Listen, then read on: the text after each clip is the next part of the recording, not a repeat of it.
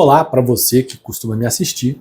Hoje eu vou fazer aqui um vídeo em que eu irei falar sobre os 3 erros, confessar aqui para você os 3 erros que eu cometi nos meus estudos e que eu faria diferente se fosse começar do zero hoje. Eu tenho uma vida recente de estudos, assim, relativamente. Eu comecei a estudar, a área de arte, filosofia, eu vim de outra área, né? Vim de uma área médica, então não tem nada a ver com a área que hoje eu me dedico, né? Então, eu posso dizer que comecei mais ou menos em 2017 a estudar com mais afinco, então é pouco tempo, né? Muito pouco tempo. Nesse tempo, além de muita leitura e filmes, eu também tive a possibilidade de fazer uma faculdade de filosofia, não finalizei ela, mas vou falar aqui sobre as 3 coisas que eu faria diferente se eu fosse começar, se eu pudesse voltar no tempo, chegar lá em 2017, ou se eu pudesse sequer aconselhar a mim mesmo, né? Chegar para mim e falar, cara, não faça isso, não cometa esse erro. Então, estou aqui com a minha aguinha, recomendar para você ficar até o final. No segundo item eu vou dar uma paradinha, ter uma conversinha com você e depois continuo, né? Como eu costumo fazer. Pois bem, o primeiro erro que eu vou falar, que foi um erro que eu cometi muito, acho que eu passei aí rodando em torno desse erro, pelo menos aí nos 3, 4 primeiros anos, né, que foi radicalizar viés por razão pessoal, né? Então eu radicalizei viés, isso é um erro, para mim, um erro crasso na vida de estudos de qualquer um, e eu vejo, infelizmente, isso é um erro extremamente comum. Eu, particularmente, já fui de todos os vieses que você possa imaginar, né? Já fui radical em todos eles, né? E quanto mais eu radicalizava, mais cultivava inimigos imaginários, né? Ficava com raiva de algum grupo, de alguma pessoa, de alguma figura, ou de alguma ideia, combatia, e aí isso, graças a Deus, pelo menos me despertava a vontade de querer conhecer o meu inimigo, né? Aquela coisa Sun Tzu, né? Conheça o seu inimigo. E aí quando eu conheci o meu inimigo, eu vi que ele não era tão mal assim, que até que não era... Por aí ia até que eu cheguei à conclusão de que não existe inimigo. O inimigo sou eu mesmo, eu sou o meu inimigo. Essa foi a minha conclusão, porque todas as ideias têm pontos bons, altos e baixos, todas as ideias têm fissuras que não se aplicam à realidade, todas as ideias são falhas, e não existe ninguém malvadão. É isso, essa é a minha conclusão. Nesse mundo, não que não exista maldade, existe, mas não existe aquela figura do mal encarnado, perfeitamente acabado, que não tem nenhuma virtude, nenhuma qualidade, não existe. E isso atrasa, essa visão atrasa a nossa vida intelectual, e eu fui muito atrasado, perseguindo esse inimigo imaginário em todos os campos em que eu me metia, né? Eu ia para lá, eu ia para cá, eu ia para colar, e ficava tentando perseguir um inimigo, e lia livros que inclusive eu teria que reler por conta dessa minha bitolação, livros, um deles, por exemplo, que eu tenho que reler é o Karl Marx, eu tenho que reler, porque quando li, eu tinha Karl Marx como um inimigo, isso é uma grande idiotice, né? Karl Marx tem muita coisa certa escrita, tem muita coisa errada, tem muita coisa certa, como todos os pensadores têm coisas certas e coisas erradas, e a gente vai ali imbuído de uma certa, um senso de sectarismo, né, que não é produtivo, não é proficiente e que atrasa a nossa vida intelectual, porque você deixa de aproveitar as coisas boas que todo mundo tem para te ensinar. E acredite, não existe um pensador que não possa te ensinar alguma coisa, apesar de todos eles terem falhas, né? Enfim, até hoje eu sou um grande apreciador do Lao-Tse, vocês sabem, né? E também sou apreciador do Nietzsche, eu reconheço que ali também tem fissuras, ninguém é perfeito, né? Enfim. Mas radicalizar o viés é uma grande estupidez. Você se fechar, você formatar que determinado grupo é inimigo, outro grupo é amigo, e isso é uma grande besteira. O pensamento correto, a vida intelectual correta, ela não vê ninguém como inimigo. Ela vê tudo ali como tentativas, né? Tentativas explicativas da realidade, tentativas que são falhas, claro, todas elas, mas também trazem algum nível de precisão que precisa ser considerado. E essa frieza é necessária na vida intelectual, senão você não evolui. Esse é o meu primeiro ponto.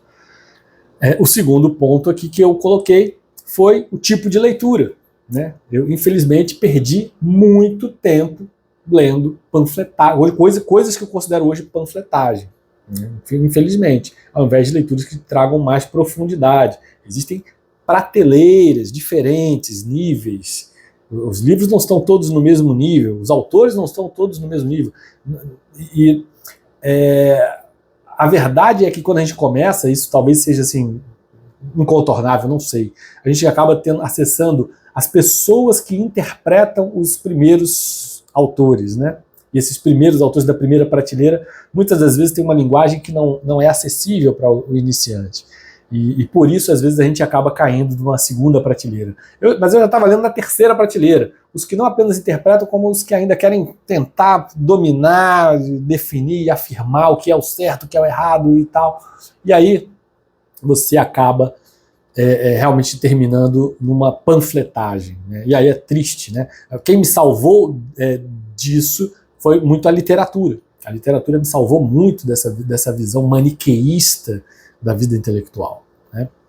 A literatura me amplificou, mostrou a complexidade da realidade toda ali, os sentimentos, e ali eu comecei a perceber que não ia ser simples como eu estava imaginando, né? Ali que eu comecei a perceber que o meu conhecimento era raso demais.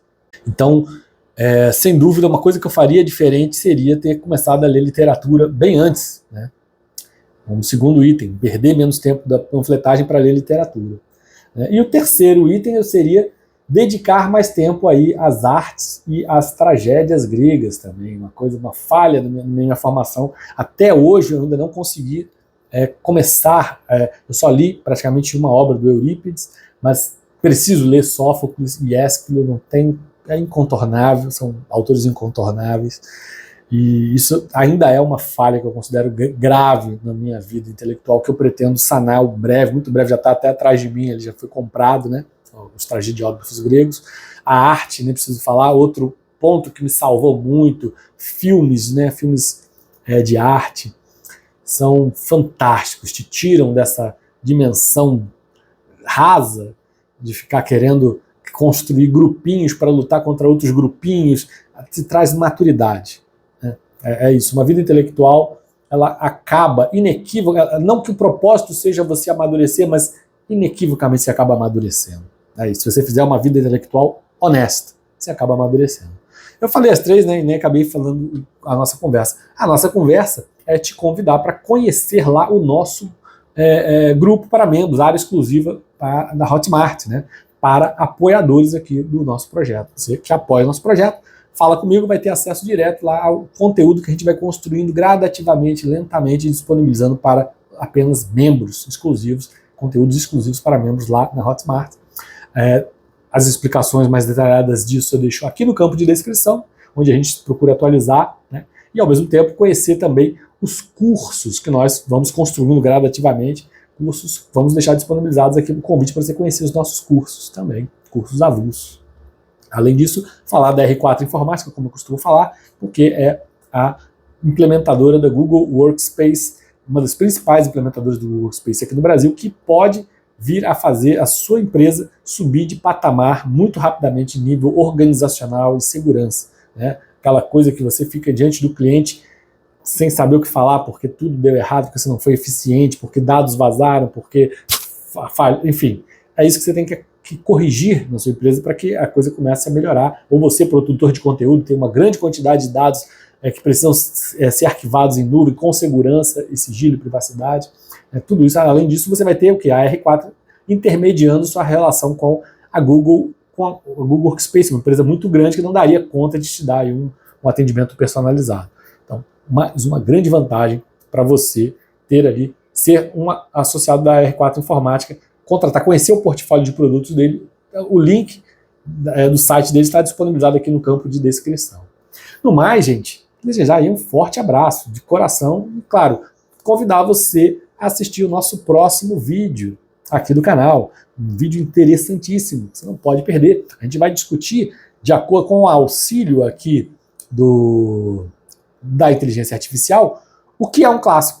O que é um clássico, né? Como definir na literatura, dizer, pô, eu li esse livro é um clássico. Inclusive, essa definição é interessante, por quê? Porque vai abrir a possibilidade de você ler um livro que ainda não é considerado um clássico porque tem uma data muito recente, você dizer, poxa, mas esse livro tem elementos nele que merecem ser classificados como um clássico.